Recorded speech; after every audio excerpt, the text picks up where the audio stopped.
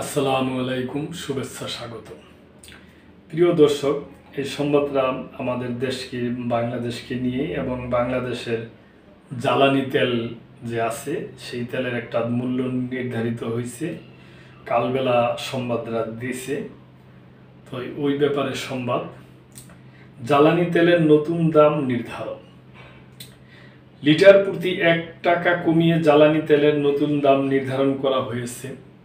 Diesel প্রতি litre 104 টাকা, kerosene 104 টাকা, অকটেন 125 টাকা এবং পেট্রোল 121 টাকা নির্ধারণ করা হয়েছে।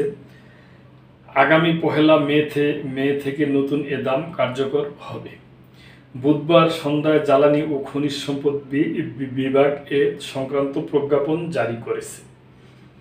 এর আগে ফেব্রুয়ারির প্রথম দিনে প্রতি লিটার ডিজেল ও কেরোসিনের দাম 104 টাকা থেকে 1 টাকা বাড়িয়ে 105 টাকা নির্ধারণ করা হয়েছিল। 1 টাকা বাড়িয়ে প্রতি লিটার অকটেনে 126 এবং পেট্রোল 122 টাকা নির্ধারণ করেছিল সরকার। পরের 2 মাস অর্থাৎ মার্চ ও এপ্রিলে তেলের দাম ছিল অপরিবর্তিত।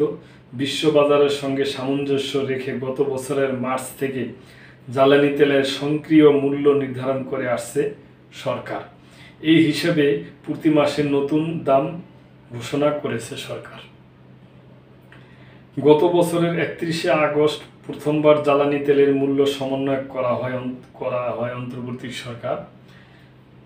সেদিন সেপ্টেম্বর মাসের জন্য পেট্রোল ও অকটেনের দাম লিটার প্রতি 6 টাকা এবং প্রতি লিটার ডিজেল ও কেরোসিনের দাম 1 টাকা 25 পয়সা করে কমানো হয়। অক্টোবর মাসে দাম নির্ধারণের নভেম্বরের প্রতি লিটার ডিজেল ও কেরোসিন দাম 50 পয়সা করে কমিয়ে 105 টাকা করা হলেও অপরিবর্তিত রাখা হয় পেট্রোল ও অকটেনের দাম। আর ডিসেম্বরের শেষ দিকে মূল্য সমন্বয় ঘোষণার 1 টাকা কমিয়ে প্রতি লিটার ডিজেল ও কেরোসিনের বিক্রয় মূল্য নির্ধারণ করা হয় 104 টাকা।